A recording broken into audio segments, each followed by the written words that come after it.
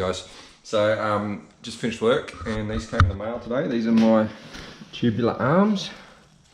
So I just put one together, but it's for the wrong side for this spindle. So I'll just throw that together and get a bolt on, just see if it's going to work. I've got no idea. These are from Sylvia. This is a Commodore VY spindle.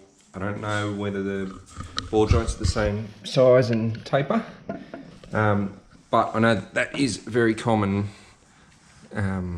exchange. Like I pull that circle clip out and should be able to change that over to the right one if they're not right. So anyway, I'll put them together and just see how it goes.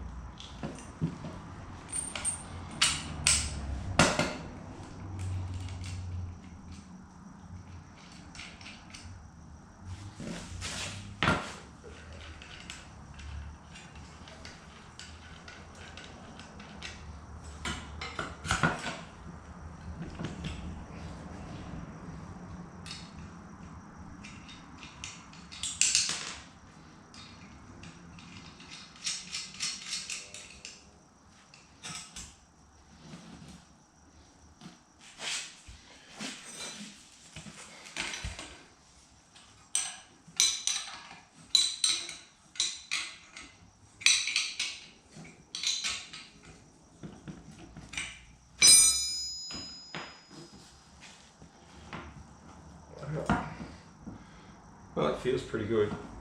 So, look at that, stop even works. Plenty of room to be able to get some decent lock on there, which is good.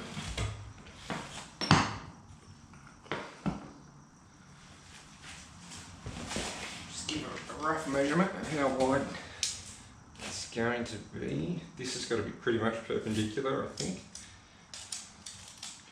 So if the chassis rail's going along here, what have we got? About 450 or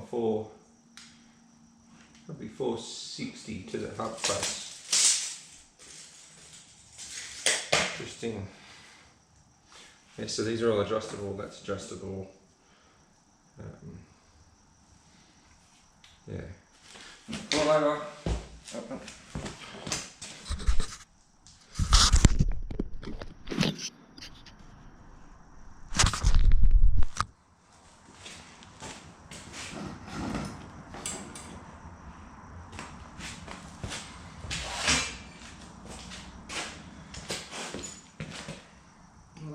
Sit like that, and then we'll probably give it some decent camber.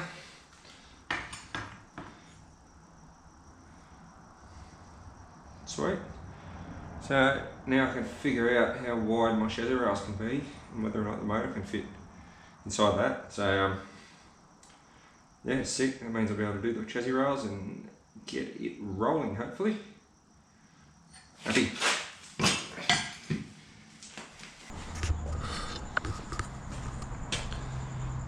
Check it out, mock-up time. So it's sort of getting there.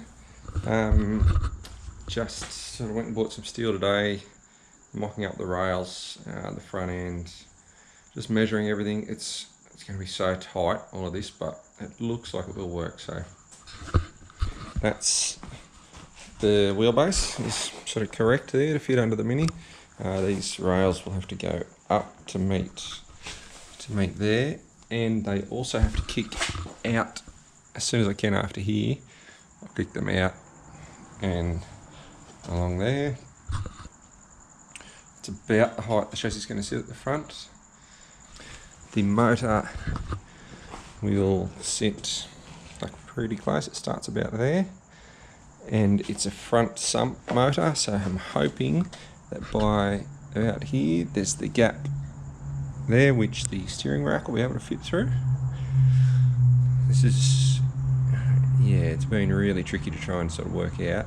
So I'm gonna have to get some brackets made for here to hold this front end.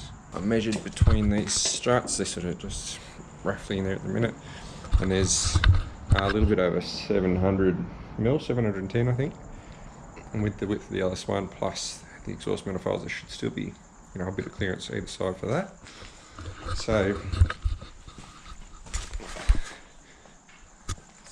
So yeah, that's looking from front on. So those arms be like that. I've got to actually change the bore joints here. There's a circlip there holding that in. This taper's too small, so it's pulling it up too hard and not letting it sort of pivot enough. So you can get a couple of them for about $30 each. So I'll get ones to suit the spindle, put them in there. I'm hoping, I'll have to measure the mini rack. I'm hoping the mini rack will be the right width to make work in there. And if not, I'll find something else to suit. Yeah, so I'm going to tie this in. Then of course it will have bits coming out here that will slip just inside the body when I drop it over the top.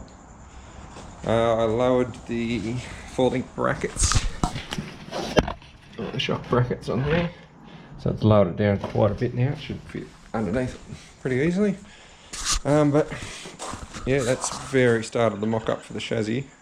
Yeah, it's looking cool. I measured the width of the front end, and it is should have about 20 mil clearance either side inside the front guards, so it's narrow enough. The sump of the LS1 will cut down in here and be level with the bottom of that, and hopefully I'll have to check how much gap there is in the high point. If not, I'll lift it up just enough to leave the rack going in there. Yeah, it's all working out. I'm surprised. It's all been in my head for a long time, and now it's starting to work, so that's cool. It's happening. Stay tuned, subscribe, like it, share it, because it's happening quick. See ya.